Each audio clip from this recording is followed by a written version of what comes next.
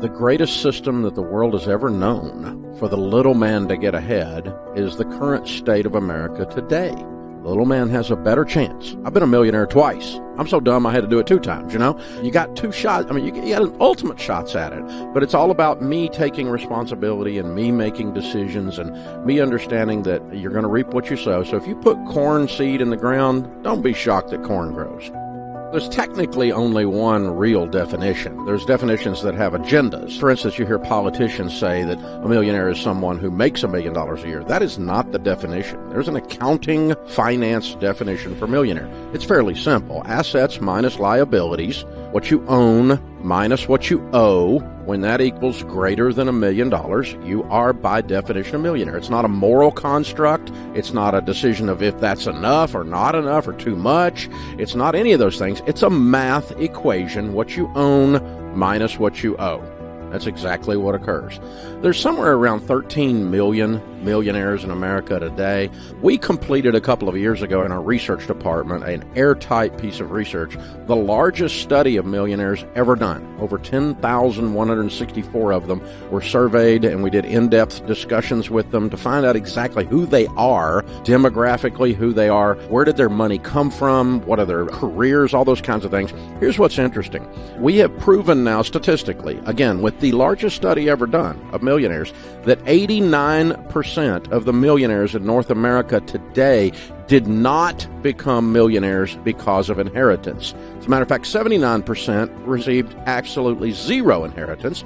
5% received a very small inheritance, $5,000 from their grandmother or something like that, not enough to make them a millionaire. And another 5% received substantial money after they were already millionaires.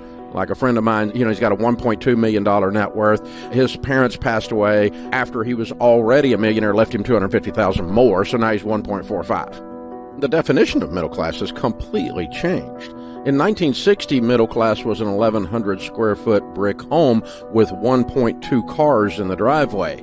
Today, middle class is 2,800 square foot, 2-story with 2.3 cars in the driveway, meaning they've got on average. So we define middle class by what in 1960 we would have called at least upper middle class, maybe lower upper class. And so we've changed our standards of living so high across the board in America that we have the richest poor people in the world.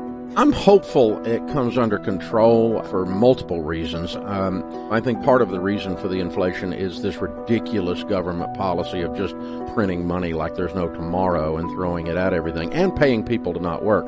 But the other thing that's caused this particular piece of inflation, it's very unusual, and I didn't see it coming, but looking back on it, I kind of feel like I should have seen it coming. Anytime there's an earthquake at sea, following that, there's a tsunami.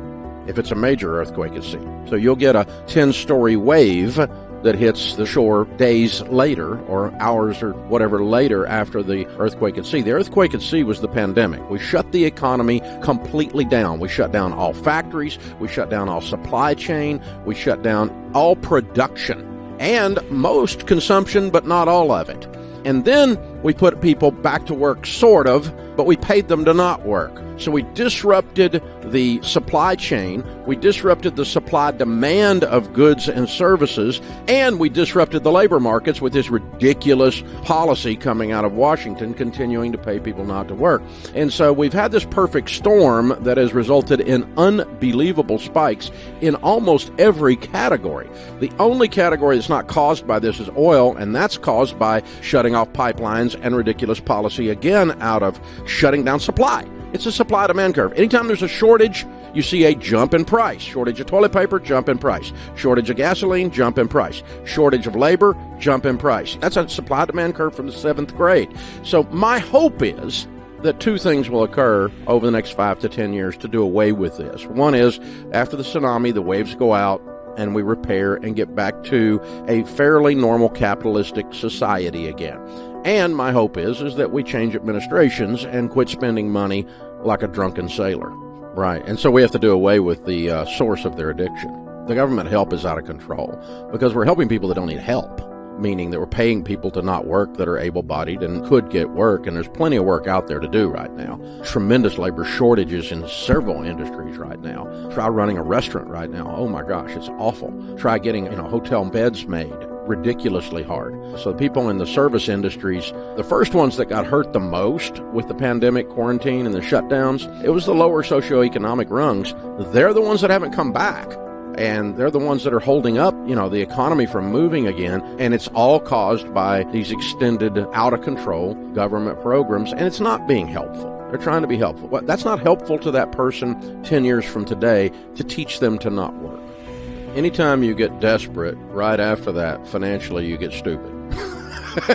I've done it, and, if you start getting desperate and you're freaking out over the spike in inflation, or you're freaking out over all these disturbances in the economy, and you go to some kind of desperate move to get rich quick in some unproven process, that's just not wise. And so I can tell you what I'm personally doing. I'm personally continuing to do what I've done for 30 years. I buy mutual funds and long track record mutual funds in my 401k and outside the 401k, and I buy real estate that I pay cash for. It's very simple, very boring, nothing sexy about it. I don't get to tell my golfing buddies some story that made me look brilliant, but it's resulted in several hundred millions of dollars of net worth, so it's working out okay. It's the baby steps that we have taught for almost 30 years. But what we found out was that now that we've been doing this so long, there's tens of thousands of millionaires that are millionaires because they worked this plan that we taught them 10 years ago, 12 years ago, 18 years ago. And they're coming into our office to do those debt-free screams that we do on the radio. And they're saying, oh, by the way, when I paid off my house the other day, it's worth $450,000. I've got a little over $1 million in my 401k, so I'm worth $1.5 million. I'm a baby steps millionaire. And that's where it comes from. They followed the baby steps. Baby step 1 through 3 is basically get out of debt and build your emergency fund. And 4 is put 15% of your income into retirement. Now, the average household income is $60,000. If you put 15% of $60,000 away from age 30 to age 65, you'll have between $5 and $10 million in your mutual funds. And so if I'm 10x, 5x wrong, which I'm not, you'd still be a millionaire, and that's how ridiculously simple this is. Now, that's not billionaire. You're not going to have 7 Lamborghinis and a private jet. A billionaire is 1,000 million. There's a lot of difference in Elon or, some of the other guys out there that we talk about, the Warren Buffetts of the world. There's a lot of difference in those guys and a millionaire. A millionaire's living in a middle-class house, got 2 cars, got a nice Ford pickup most of the time. It's about ratios. I would take a swing with an amount, and the way I always visualize it is if I put that amount of money in the middle of my kitchen table and set fire to it, meaning the risk goes poorly, we lose the whole thing, okay? Does it affect my life? Is this a major setback? And if the answer is no, then you can take a swing with that amount of money.